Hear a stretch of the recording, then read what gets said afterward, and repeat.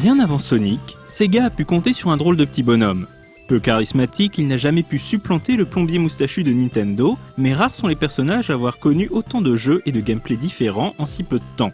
Bien que totalement tombé dans l'oubli, le brave Alex Kidd, qui s'écrit avec 2 D, a pourtant émerveillé les possesseurs de Master System, la console 8 bits de Sega.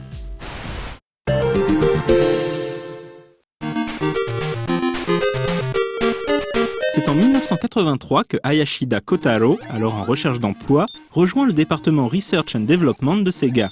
Un temps intéressé par Namco, c'est finalement chez le spécialiste de l'arcade qu'il débute sa carrière. Avant d'imaginer son héros bondissant, Hayashida Kotaro, qui se fait aussi appeler Osale Kota, va travailler sur des titres SG-1000, la toute première console de la firme.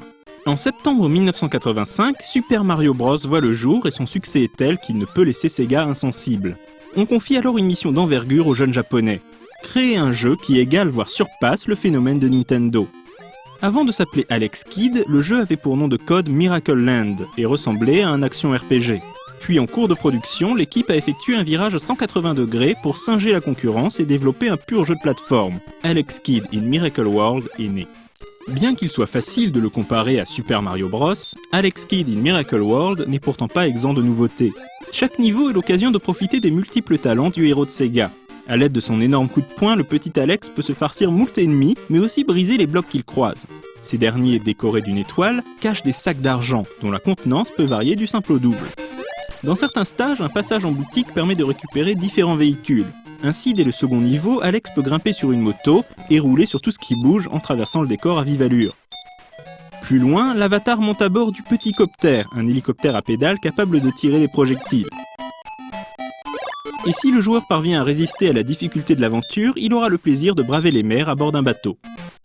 Alex Kidd in Miracle World n'est pas forcément un jeu original, mais il a le mérite d'être varié. L'argent récolté offre aussi la possibilité d'accéder à différents pouvoirs, comme celui de l'invincibilité, très pratique pour débusquer des passages secrets, ou de la lévitation. Le jeu distille ainsi tout un tas de petites idées rafraîchissantes et ses combats contre les boss restent cultes. Si certains affrontements sont des plus classiques, d'autres font appel au principe du Shifumi, communément appelé pierre-feuille-ciseaux dans nos contrées. Techniquement au point et visuellement très coloré, Alex Kidd in Miracle World propose également des environnements variés. Montagnes, lacs, grottes, forêts, toutes ces zones sont remplies de mystères. En dépit d'une inertie trop prononcée et de collisions perfectibles, le jeu de Sega est un incontournable de la ludothèque Master System. Et pour ne rien gâcher, les musiques sont vraiment réussies.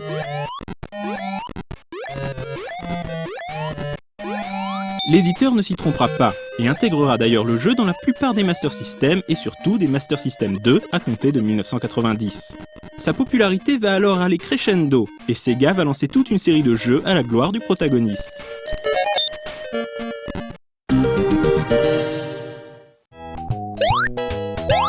Deux ans après Alex Kidd in Miracle World, l'éditeur japonais réalise un portage Master System du jeu d'arcade Alex Kidd The Lost Stars. Dans cette aventure, bien moins agréable à l'œil visuellement que l'original, Alex doit partir à la recherche d'artefacts planqués sur différentes planètes. L'originalité de cette cartouche est de proposer une barre d'énergie qui n'est autre qu'un timer. Il ne faut donc pas traîner en route en gravissant les obstacles et en supprimant ou évitant les ennemis.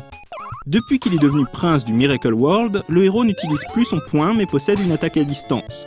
Le tout, très linéaire et dirigiste, est bien en deçà de son modèle.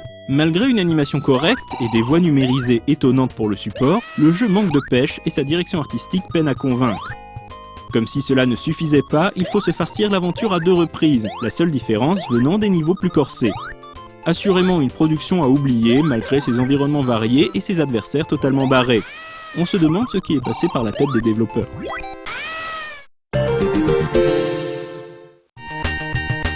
Entre 2 aventures, Alex a pris le temps de souffler et s'est offert un peu de bon temps avec une cartouche exclusive au Japon. Intitulé Alex Kidd BMX Trial, ce jeu s'appuie sur la discipline sportive éponyme et se pratique à l'aide d'une manette spécifique munie d'une molette, le paddle control, indispensable pour contrôler le personnage. Techniquement correcte, la cartouche exploite le style des graphismes d'Alex Kidd in Miracle World. L'ensemble est coloré, agréable à regarder et affiche de jolis sprites, qu'il s'agisse du héros ou des protagonistes qu'il croise. Le but est simple, il faut éviter les obstacles qui parsèment la route tout en parvenant à contrôler la trajectoire du vélo. Sur la piste, on trouve des accélérateurs, des tremplins, tout comme des bonus et certains passages méritent le coup d'œil. Malgré cela, le jeu manque d'intérêt et la durée de vie n'excède pas la demi-heure, la faute à un nombre très limité de parcours. La seule escapade sportive de l'ancienne mascotte de Sega ne marque pas les esprits et on comprend aisément pourquoi le titre n'a pas vu le jour en Occident. De toute façon, il se serait probablement gamellé.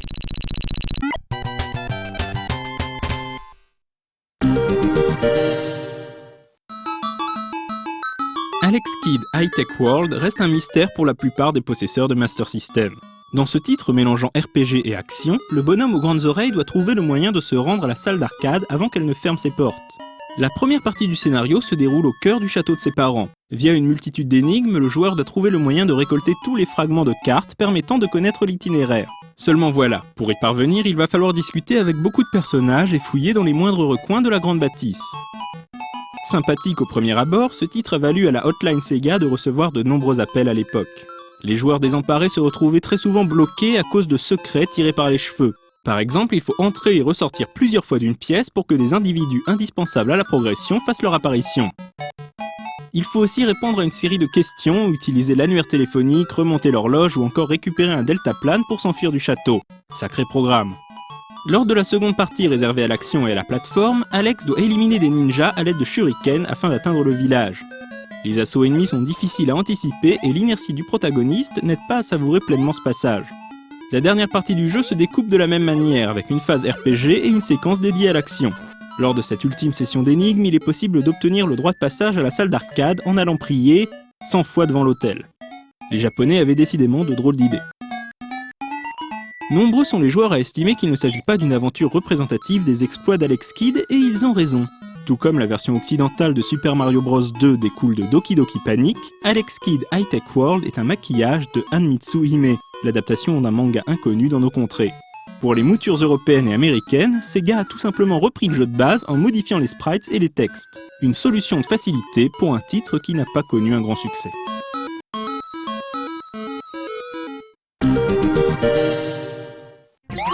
En 1989, Alex Kidd fait le saut de la génération 8 bits à celle des consoles 16 bits. Développé spécialement pour la Mega Drive, Alex Kidd in Enchanted Castle renoue avec les origines du personnage. Très classique dans son déroulement, ce jeu d'action-plateforme a connu un développement rendu complexe par l'absence de hardware. En effet, durant les premiers mois de conception, l'architecture de la Mega Drive n'était pas finalisée, si bien que les programmeurs ont dû travailler à l'aveugle. Dans une interview, la productrice Kodama Reiko révèle qu'ils n'ont ainsi pas pu exploiter une palette élargie de couleurs ou une multitude de protagonistes. C'est ce qui explique la faiblesse technique de l'ensemble, malgré l'apport de la 16 bits de Sega. Dans cette énième aventure, le héros doit sauver son père, retenu prisonnier sur la planète Paper Rock. Dès les premiers instants, on retrouve un gameplay assez proche d'Alex Kidd in Miracle World. Alex Kidd peut sauter et utiliser des coups de poing et des coups de pied. En chemin, il ramasse des pièces d'or et des sacs d'argent qui lui permettent d'accéder, tout comme sur Master System, à différents véhicules et pouvoirs. Si l'aventure s'avère plaisante, on ne peut pas en dire autant de la maniabilité très mal réglée. Les problèmes de collision avec les ennemis sont légion, et les déplacements sont assez désagréables avec un personnage qui glisse.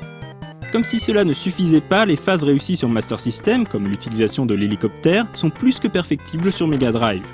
Malgré ses tares, cette cartouche reste appréciée des fans d'Alex Kidd, mais aurait mérité un meilleur traitement.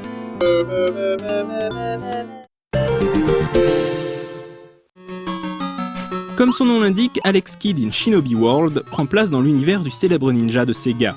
A l'origine, ce jeu destiné aux plus jeunes portait le nom Shinobi Kid et avait pour héros un jeune garçon. Ce n'est que bien plus tard, au cours du développement, que les développeurs ont décidé d'intégrer Alex Kidd dans le processus.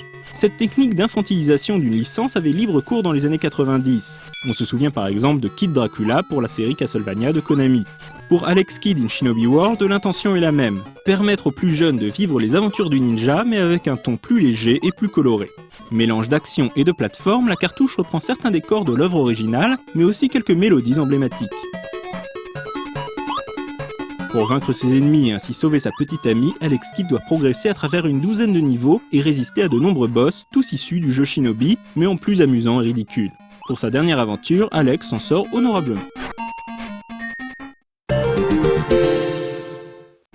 À cause d'un charisme pas franchement évident, Alex Kidd n'a pas eu les épaules assez solides pour supporter le statut de mascotte. Il sera remplacé dès 1991 par le hérisson Sonic et s'effacera peu à peu des mémoires. Longtemps cantonné au caméo, comme dans Sega Gaga sur Dreamcast, Alex Kidd fera une apparition remarquée en tant que personnage caché dans Sega Superstar Tennis, avant de prendre part aux courses des deux excellents Sega et Sonic All-Star Racing.